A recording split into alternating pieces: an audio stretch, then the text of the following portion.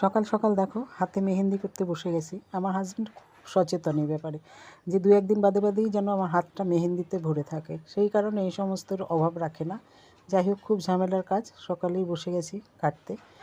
আর দেখো, ভেতরে একটা কাঠির মতো থাকে, সেটা ছাড়াতেই প্রচুর সময় যায় কিন্তু। আর এটা মুখে পড়লে একদম ভালো লাগে না, সেই কারণে সময় অনেক ব্যয় করতে হয় এর পেছনে।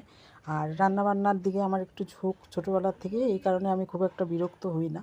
আর এই সমস্ত রান্নাবান্না আমার মায়ের ভীষণ মানে ভালো করতো আর কি, সেই কারণেই আমি এগুলো একটু ছোটোর থেকেই মাথায় রেখেছিলাম। যাই হোক, আমি দেখো মোচাটা কেটে সেদ্ধ করে নিয়েছি, সেদ্ধ করে নিয়ে একটু লবণ দিয়ে সেদ্ধ করেছি।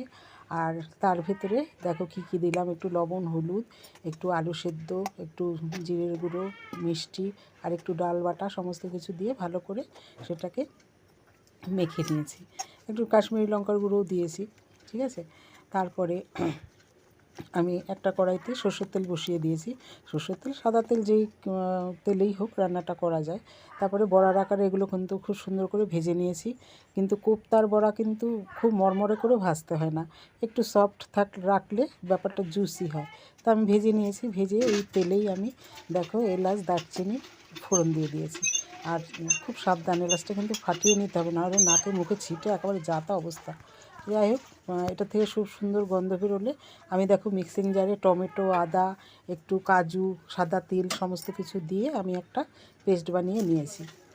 ওইদিকে মশলার থেকে সুন্দর ফোড়নের গন্ধটা ছাড়লে আমি তারপরে এই যে পেস্টটা করেছি সেই পেস্টটা কড়াইতে ঢেলে দেবো। ঢেলে দিয়ে যা যা হাতের সামনে পাবো, লবণ, হলুদ, জিরের গুঁড়ো, ধনের গুঁড়ো, যা যা আছে আর কি, কাশ্মীরি লঙ্কার গুঁড়ো, সমস্ত কিছু দিয়ে আমি এটা সুন্দর করে কষিয়ে নেব। তারপরে কষানো হয়ে গেলে দিয়ে দিলাম 2 চামচ টক দই। টক দইটা দিয়ে একটু ভালো করে নাড়াচাড়া করে নিয়ে আমি সামান্য জল দেবো।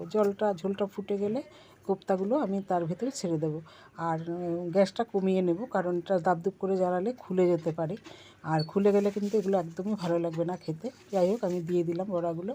আর তারপরে একদম হালকা হাতে নেড়ে আমি ঘি, গরম মশলা দিয়ে দিচ্ছি, কিন্তু সেটা তোমাদের দেখাতে পারিনি, কারণ ফোনটা আমার ভীষণ বিট্রে করছে। ফটো তুলতে গেলে ভিডিও হয়ে যাচ্ছে, ভিডিও করতে গেলে ফটো হয়ে যাচ্ছে, আর লাস্টিং করবে না বেশি দিন, বুঝতে পেরেছি। যাই হোক, ফেসবুকের টাকাপত্র পেলাম না, তার আগেই হয়তো ফোনটা শেষ হয়ে যাবে, তোমাদের সাথে আর যোগাযোগও রাখতে পারবো না। যাই হোক, দেখো নামিয়ে নিলাম কোপ্তা, মোচার কোপ্তা কারি। কেমন লাগলো তোমাদের? এটা ভাত, রুটি সব কিছুর সাথে কিন্তু দারুণ লাগে খেতে, একটু ঝামেলা হলেও খুব ভালো। তা তোমরা কিন্তু অবশ্যই কমেন্টে জানিও যে কেমন লাগলো তোমাদের এই মোচার কোপ্তাটা। আর তোমরা নিশ্চয়ই বানাও, আর বানালে অন্যভাবে যদি বানাও সেটাও শেয়ার করো, শিখে নেব তোমাদের কাছ থেকেই, প্রত্যেকের কাছ থেকেই প্রত্যেকের শেখার